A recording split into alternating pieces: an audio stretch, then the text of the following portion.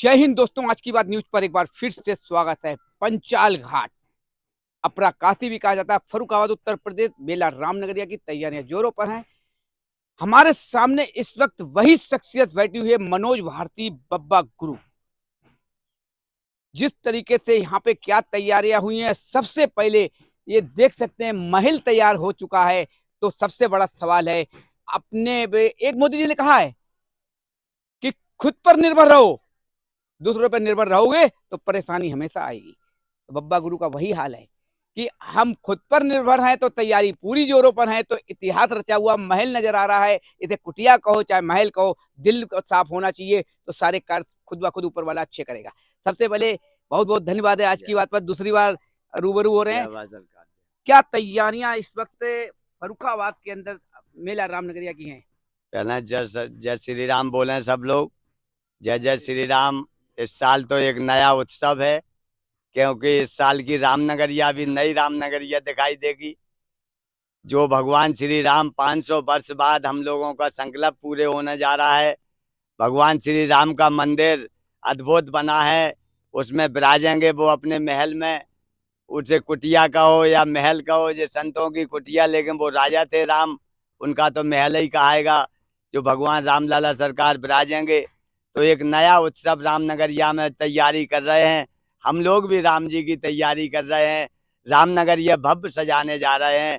कि अद्भुत को जो अपरा काशी है, पांचाल घाट रामनगरिया। अब की बार हमने भी भगवान राम से कहा कि राम जी आएंगे, 22 जनवरी को रामनगरिया के बाग खुल जाएंगे, पांचाल घाट पे गंगा स्नान करके जाएंगे। हम लोग संत लोग उत्सव मनाएंगे और ऐतिहासिक दीप जलाएंगे। दीपावली कैसा अद्भुत कार्यक्रम मनाएंगे, जो एक राष्ट्रीय कार्यक्रम होगा, प्रत्येक वर्ष मनाएंगे।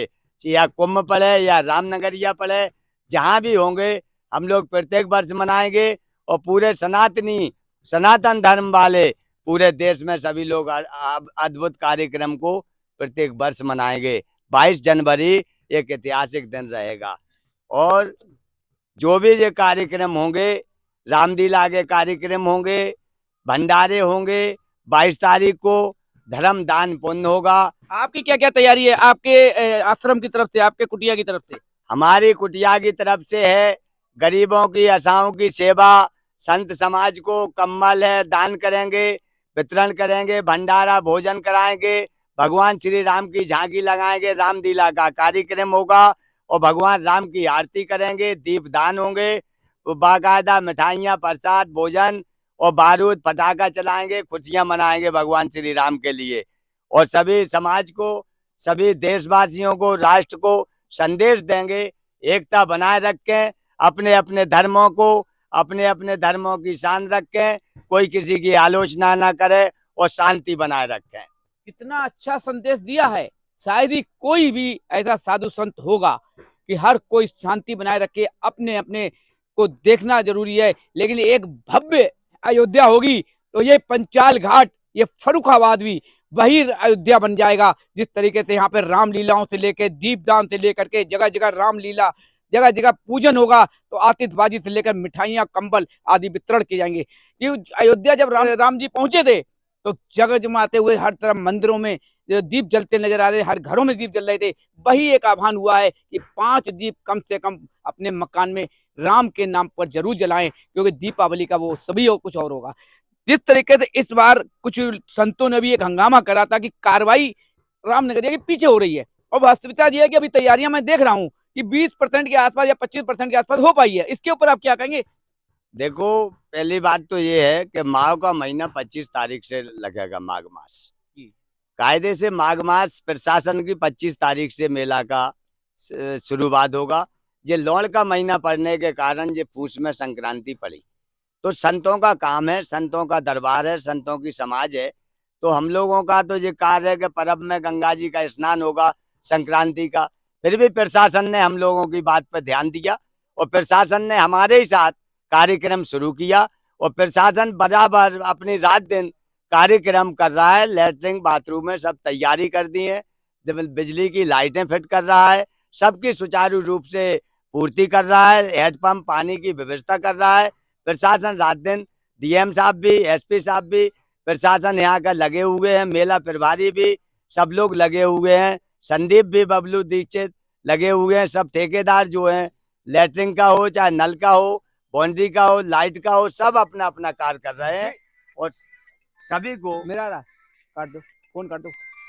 जिस तरीके से अभी इन्होंने एक बात कही है कि सरकार प्रशासन अच्छा कार्य करे और करती है, लेकिन सबसे बड़ा सवाल साधु संतों पे आता है। पिछली बार जब मैंने रामनगरिया कवर की थी तो एक कल्पवास के दौरान ये कहा था संत महात्माओं ने कि हम अपनी कुटिया के साथ साथ यहाँ की लेटरिन बाथरूम सब सफाई करके जाएंगे। 5 दिन बाद आज की बात ने जब न्यूज दिखाई दी तो यहाँ पर लेटरिन 10 दिन बाद भी गंगा जी के पावन पवित्र धरती पर मौजूद रही है, तो ना किसी ने यहाँ से अपने प्यार हटाए ना कुछ हटाया। तो ये संत महात्माओं का कहना, तो हम संत महात्मा खुद एक बोलकर गलत कार्य कर रहे हैं तो क्या होगा, इसके ऊपर आप क्या कहें? पिछली साल तो मैंने दिखाई है 5 दिन 10 दिन के बाद लेटरिन यहीं वैसे ही छोड़ के चले गए थे संत महात्मा।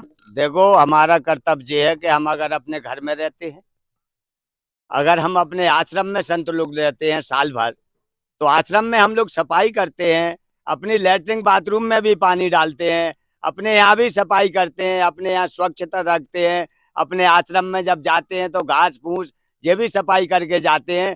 तो मैं संतों से भी एक निवेदन करना चाहता हूँ कि माँ के यहाँ आप साल में एक बार आते हैं, अगर आप माँ के पास से जा रहे हैं तो आप कचरा बिल्कुल एक भी छोड़ के ना जाएं, खुद ही सफाई करके जाएं, ना किसी को दोष लगाएं, ना प्रशासन को दोष लगाएं, ना किसी मनुष्य को दोष लगाएं।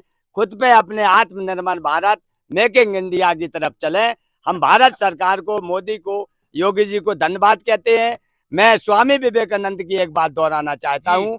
उनने कहा था सुबह उठो, मॉर्निंग, गुड मॉर्निंग, उठिए, चलिए और जब तक चलते रहिए जब तक लक्ष्य को प्राप्त नहीं कर लो। मनुष्य करना नहीं चाहता, हम खुद नाकारा हो गए हैं। अगर हम संत लोगों के लिए हम समाज को क्या दिखाएंगे? अगर हम घास फूस की कुटिया नहीं बनाएंगे तो हमारे आने वाली पीढ़ी, आने वाला सनातन कैसे समझेगा कि संत ऋषि महात्मा कुटियों में तपस्या करते थे, घास फूस की कुटियां बनाते थे, मेहनत से एक एक दाना चुन के उनमें भजन करते थे। 3 शेड तो मुर्गी पालन के लिए लगाए जाते थे, जो आपातकालीन के लिए कि बारिश ना हो, इसके लिए भंडार के लिए आवश्यक 3 शेड चाहिए। लेकिन संतों के लिए कोई 3 शेड की आवश्यकता नहीं होती है, ना आरसीसी की आवश्यकता होती है, ना सीमेंट की आवश्यकता होती, ना छत महल की आवश्यकता होती। संत को सिर्फ घास की कुटिया की ही आवश्यकता। तो संत महात्माओं को आंदोलन की क्या जरूरत पड़ती है? हम तो दूसरों का उद्धार के लिए बैठे हैं। तो जिस तरीके अभी हमारे पंचाल घाट के अंदर जो आते हैं, कई संत महात्माओं ने आंदोलन किया है कि सरकार ये नहीं कर रही है, सरकार, तो संत महात्माओं को क्या जरूरत है कि आंदोलन करने की? संत महात्मा तो एक मालिक के ऊपर होता है और दूसरों को संदेश अच्छे देता है। आप लोगों को क्या जरूरत है आंदोलन करने की? परोपकाराय फलमति वृक्ष, परोपकाराय दुहिनताय, परोपकाराय बहमति नगा, परोपकाराय इंदम शरीरम। हम परोपकार के लिए निकले हैं, हमारा कोई उपकार नहीं है। हम आंदोलन करें तो राजनीति में पहुंचे, आंदोलन करें तो गंगा जी के बाहर आंदोलन करें। यहाँ कोई संतों के आंदोलन की जगह नहीं है। संत एक सत्संग देने वाला व्यक्ति है, संत एक मार्ग देने वाला व्यक्ति है। संत वो शक्ति है कि पृथ्वी माता गुरु दत्तात्रेय भगवान ने गुरु बनाया सबसे पहले पृथ्वी माता को, तो संत एक पृथ्वी का रूप है। अगर कोई कचरा भी डालता तो हम उसमें अपना स्वभाव मिट्टी बना देंगे। ये संत का कर्तव्य है, ना कि हम तलवार नहीं बनेंगे। संत मिलन हरि कथा तुलसी दुर्लभ दोए, शुद्धा रहो लक्ष्मी तो पापी के घर होए।